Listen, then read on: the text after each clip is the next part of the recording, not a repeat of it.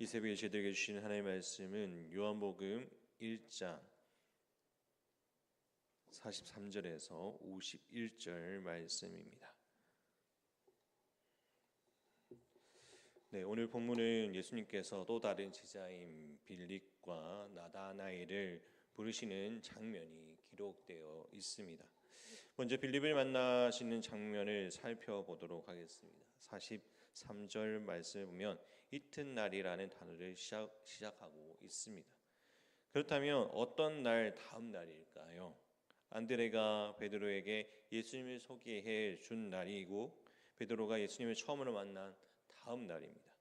그 다음 날 예수님은 빌립을 만났다고 그리고 그에게 나를 쫓으라고 말씀하셨습니다. 44절에 보면은 이 빌립이란 사람은 안드레와 그리고 베드로와 같은 동네인 베세다의 사람입니다. 그래서 갈릴리 바다를 가운데 놓고 가버나움의 북서쪽에 베세다는 북쪽에서 위치한 도시입니다. 이 베세다는 조그마한 어촌입니다. 구전에 의하면 빌립 역시 안드레와 같이 본래 세례 요한의 출신으로 알려져 있습니다. 빌립은 갈릴리에서 자신을 부르신 예수님의 부르심을 받고 즉각적으로 대답했습니다. 본문에는 기록되어 있지는 않습니다만은 빌립 또한 안드레와 같이 예수님과 대화를 통해 이분이 메시아이심을 감지했을 것입니다. 우리가 어제 새벽에 살펴본 내용을 혹시 기억나십니까? 안드레가 예수님이 그토록 자신이 기다리고 메시아이심을 깨닫고 가장 먼저 한 일이 무엇입니까? 그는 그의 형제인 베드로를 찾아가서 이 소식을 전해 주었습니다.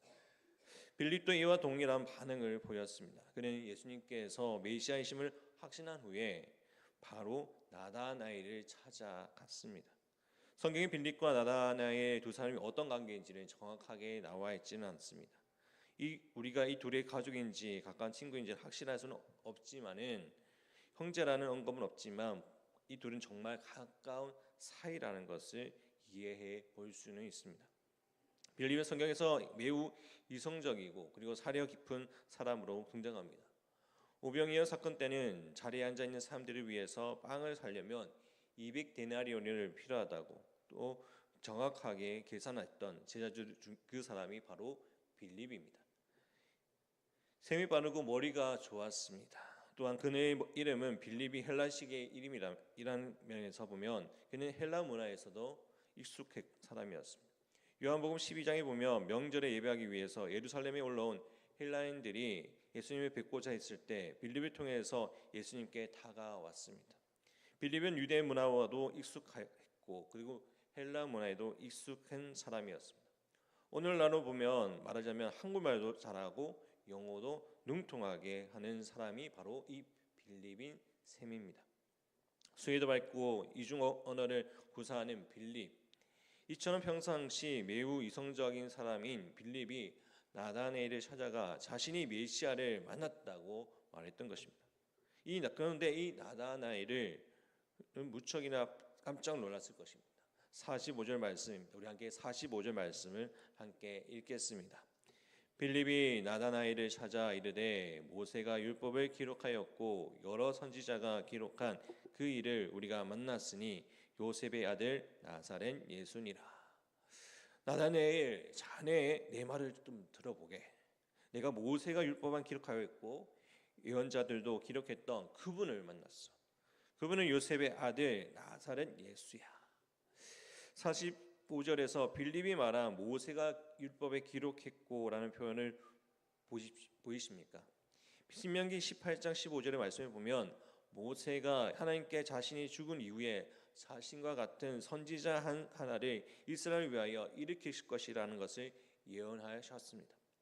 메시아가 대한 예언이었죠. 또한 45절에 예언자들도 기록했던 그분, 이 역시도 구약 성경의 수많은 선지자들이 예언했던 메시아를 나타냅니다. 그러니까 빌립은 지금 메시아라는 단어를 사용하지는 않을 수가 없었을 뿐만 아니라 자신의 말을 듣고 있는 나다나엘에게 이 예수가 메시아다라는 것을 말하고 있는 것, 전하고 있는 셈입니다. 빌립의 말을 들은 나다나엘의 반응은 어땠습니까? 46절 말씀입니다. 나다나엘이 가로되 나사렛에서 무슨 선한 것이 날 수 있느냐? 빌립이 가로되 와보라 하니라. 아멘. 그는 빌립이 전해주는 소식을 듣고 한편으로 떠뜨름했습니다. 구약 성경의 미가서에서 분명히 메시아가 베들레헴에서 태어나신다는 것을 기록되어 있습니다. 게다가 이 당시에 나사렛이라는 동네는 이스라엘의 촌구석입니다. 오늘 느낌으로 말한다면 서울의 달동네와 같은 판자촌인 셈입니다. 이나 지금이나 가난한 동네는 범죄율이 상당히 높습니다. 환경이 어렵습니다. 교육 환경도 어렵은 가운데 있는데 이런 동네에서 나사렛에서 그 메시아가 태어났다 하니 빌립의 말을 들은 나다나엘은 고개를 갸우뚱할 수밖에 없었습니다. 그리고 빌립에게 말하고 있습니다. 빌립, 나사렛이라고 그 동네에 무슨 좋은 사람이 나겠는가? 이렇게 나다나엘은 말할 정도였으니 나사렛이 정말 얼마나 힘든 낙후된 지역임을 분명하게 보여줍니다. 이에 대한 빌립의 반응은 무엇입니까? 46절의 말씀에 보면 한 번 더 말씀을 보겠습니다. 이 말씀을 보면 후반절에 보면 와 보라고 되어 있습니다. Come and see라고 말합니다. 와 보라. 이 표현은 어디서 볼 수 있습니까? 요한복음 1장 38절에서 39절 말씀에 이렇게 기록되어 있습니다. 예수께서 돌이켜 그를 쫓는 것을 보시고 물어 가라사대 무엇을 구하느냐 가로되 라삐여 어디 계시오리까 하니 라삐는 번역하면 선생이라. 예수께서 가라사대 와 보라. 그러면 저희가 가서 계신 데를 보고 그날 함께 가시는 때가 제10시쯤 되었더라. 세례 요한이 두 제자가 스승인 요한이 예수님을 특별하게 여기는 것을 보고 예수님을 따라왔습니다. 이들은 예수님이 누구신지를 알고 싶어 했습니다. 이에 39절에서 예수께서 이 두 사람에게 뭐라고 말씀하셨습니까? 와 보라. Come and see. 보라고 말씀합니다. 이 세례 요한은 두 제자 중에 한 사람이 안드레입니다. 그래서 학자들은 아마도 나머지 제자가 바로 안드레의 고향 친구이자 신앙을 열심히 썼던 오늘 본문에 등장한 빌립이 아닌가 하는 추측을 하기도 합니다. 이 빌립은 자신의 예수님 만남으로 그분이 메시아인 것을 확신하였기에 나다나엘도 예수님을 만나기만 한다면 그의 생각이 180도로 변할 것이라는 확신을 갖고 있었습니다. 이에 빌립은 나다나엘을 데리고 예수님께 나아갔습니다. 자, 이제 저 멀리 나다나엘이 자신에게 오는 모습을 보시고 예수님은 흥미로운 말씀을 하셨습니다. 47절 말씀입니다. 예수께서 나다나엘이 자신에게 오는 것을 보시고 그를 가리켜 가라사대 보라 이는 참 이스라엘 사람이라 그 속에 간사한 것이 없도다. 아멘. 우리가 나다나엘의 마음속에 어떠한 일이 일어났는지 정확히는 알 수 없습니다. 성경이 이야기해주고 있지 않기 때문입니다. 그러나 아마도 나다나엘의 마음에 겸손하고 진실하고 말씀에 충실한 경건함을 추구한 사람이었을 것으로 보입니다. 나다나엘 속에는 간사한 것이 없다라는 것은 죄가 없다는 말이 아닙니다. 속임수나 관계가 쓰지 않을 그런 성품을 잘 보여주는 것입니다. 그는 평상시에 메시아 오심을 충실하게 기다리면서 하나님의 뜻대로 살아왔던 자입니다. 그렇게 신앙생활을 해왔던 사람입니다. 그랬던 것과 같이 충실하게 살아왔던 사입니다. 이처럼 예수님은 초자연적인 하나님의 능력으로 나다나엘의 마음을 꿰뚫어보고 계셨습니다. 이에 나다나엘은 대답합니다. 나다나엘이 가로되 어떻게 나를 아시나이까? 나다나엘이 예수님을 보고 놀랐습니다. 그러자 예수님께서 대답하십니다. 예수께서 대답하여 가라사대 빌립이 너를 부르기 전에 내가 무화과 나무 아래에 있을 때에 보았노라. 여기에서도 우리는 무화과 나무 아래에서 무슨 일이 일어났었는지 전혀 알 수는 모릅니다. 다만 이 당시에 무화과 나무는 무성하고 커다란 잎으로 그늘을 만들 수 있을 정도로 만들어 주었기에 랍비들이 율법을 교육하기에 묵상하였던 장소로 되었기 때문입니다. 따라서 그가 무화과 나무 아래에 있었다는 뜻은 나다나엘이 예수님 만나기 전에 하나님의 말씀을 깊이 묵상하고 있었을 때 그것을 묵상했을 때를 암시하고 있는 것을 보여줍니다. 자신의 깊은 속에 알아본 예수님을 나다나엘은 말했습니다. 49절 말씀입니다.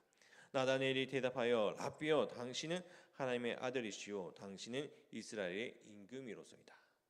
예수님의 제자 중에 나다나엘처럼 예수님을 하나님의 아들이라고 제일 먼저 고백한 사람이 바로 나다나엘입니다. 그는 예수님을 하나님의 아들, 이스라엘의 임금이라는 표현으로 부름으로써 그분이 진정 메시아이 되심을 고백했습니다. 이에 예수님은 그에게 앞으로 더 큰 일을 볼 것이라고 약속을 주셨습니다. 50절 말씀입니다. 50절 말씀 우리 함께 같이 읽겠습니다. 예수께서 대답하여 가라사대 내가 너를 무화과 나무 아래에서 보았다 하므로 믿느냐? 이보다 더 큰 일을 보리라. 아멘.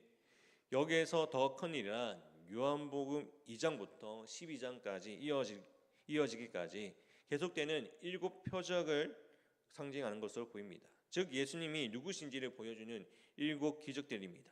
실제로 예수님은 공생의 기간 동안 수많은 이적과 그리고 권능을 행하심으로써 많은 이들에게 자신의 메시아 되심을 보이셨습니다. 그래서 51절 말씀해 보십시오. 이렇게 되어 있습니다. 또 가라사대 진실로 진실로 너에게 이르노니 하늘이 열리고 하나님의 사자들이 인자 위에 오르락내리라 하는 것을 보리라 하시니라. 아멘. 창세기 28장에 보면 아버지의 집을 떠나 야곱이 해가 진 후에 돌베개를 베고 잠을 자다가 꿈을 꾸게 됩니다. 그는 꿈속에서 하늘까지 닿는 사닥다리를 보고 하나님의 사자가 그 위로 오르락내리라 한 상을 보게 됩니다. 여기서 사닥다리라는 지상과 하늘을 연결해주는 통로를 의미합니다. 예수님께서 하나님과 인간 사이에 이어주는 중보 사역을 암시합니다.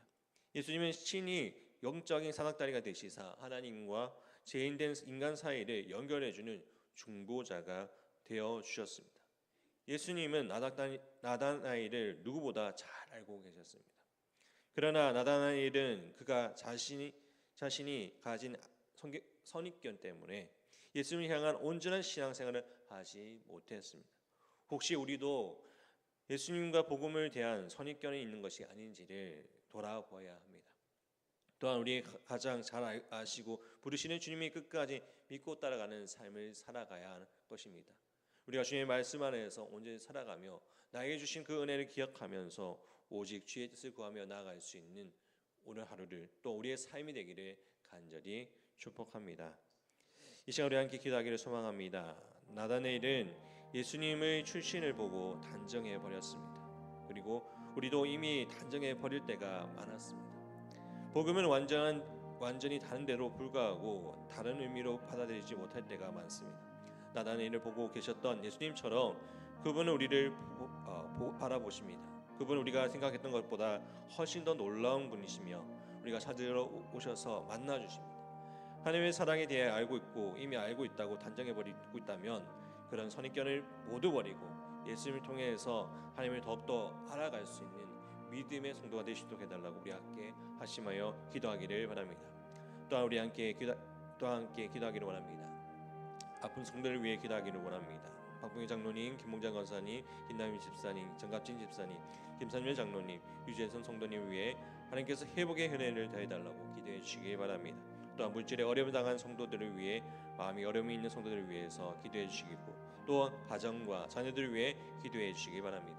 또한 오늘은 귀한 주일입니다. 모든 성도들이 귀한 예배자로서 사모하면서 주님 전에 나오게 하여 또한 예배를 통해서 큰 은혜를 부어주시는 은혜를 통해서 하나님 앞에 영광을 돌릴 수 있는 오늘 하루가 되시도록 해달라고 기도해 주시기 바랍니다. 또한 개인 기도를 제목을 가지고 함께 기도로 우리 함께 나아가겠습니다. 기도드리겠습니다.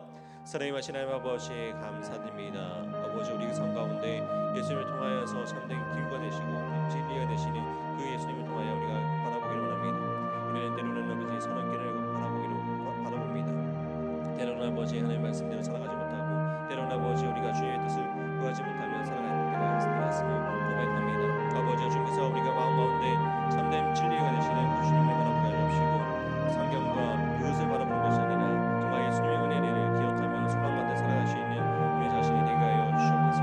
나의 안에서 선입견을 버리게 하여 주시고 내가 아버지 주의 뜻을 구하며 나갈 때 그 사람의 출신이 아니라 그 사람의 환경이 아니라 아버지 주의 뜻을 구하며 믿음의 성도로서 서로 사랑하며 서로 협력할 수 있는 믿음의 성도가 되시도록 함께 하여 주시옵소서.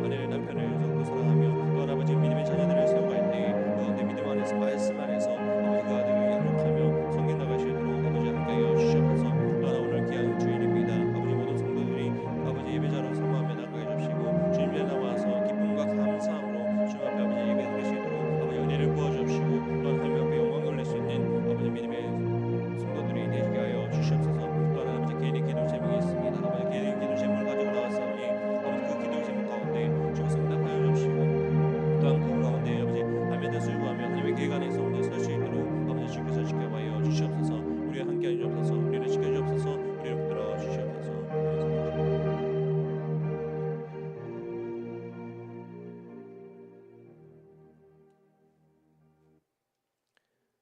하나님 아버지, 요한과 안드레, 시몬과 빌립, 나다나엘을 비추시는 그 빛으로 우리까지 비추시고 불러주셔서 감사합니다. 우리에게 보여주신 빛대로 우리에게 주신 이름대로 살아갈 수 있는 용기와 믿음을 허락하여 주시옵소서. 주께서 베풀으신 인자와 은혜만을 의지하며 말씀대로 살아가게 하여 주시옵소서. 하나님 아버지, 주님께서 주시는 은혜 기억하며 소망 가운데 살아갈 수 있는 우리 믿음의 자녀로서 살아갈 수 있도록 우리를 붙들어 주옵소서. 또한 우리의 가운데 선입견이 있다면 아버지 주님 앞에 내려놓고 오직 주의 진리 안에서 온전히 나아갈 수 있는 믿음의 성도가 될 수 있도록 붙들어 주시옵소서. 하나님 아버지, 오늘 거룩한 주일입니다. 아버지, 모든 성도들이 귀한 예배자로 삼아하며 주님 전에 나오게 될 때 그 가운데 역사하시는 주님을 바라보게 하여 주시고 또 예배를 통하여서 주신 은혜를 부어주실 때 그 은혜를 사모하며 나아갈 수 있도록 하여 주시옵소서. 또한 우리가 드리는 예배 가운데 주님 홀로 영광 받아 주옵시고 오직 주님께서 기뻐하시는 아름다운 예배자로서 예배로 나아갈 수 있는 귀한 우리를 붙들어 주시옵소서. 아버지여, 주님께 주시는 은혜를 기억하며 소망 가운데 살아가게 하여 주옵시고 또한 아버지, 각 교회 오늘도 각 교회 부서와 또한 교회 학교 부서가 있습니다. 아버지, 주님께서 함께 하여 주옵시고 모든 예배 가운데 주님께서 함께 하여 주시고 은혜 가운데 나갈 수 있는 귀한 시간이 될 수 있도록 붙들어 주시옵소서. 오늘 하루도 주님께서 함께 하여 주시옵고 우리를 사랑하시는 예수 그리스도의 이름으로 기도드립니다. 아멘.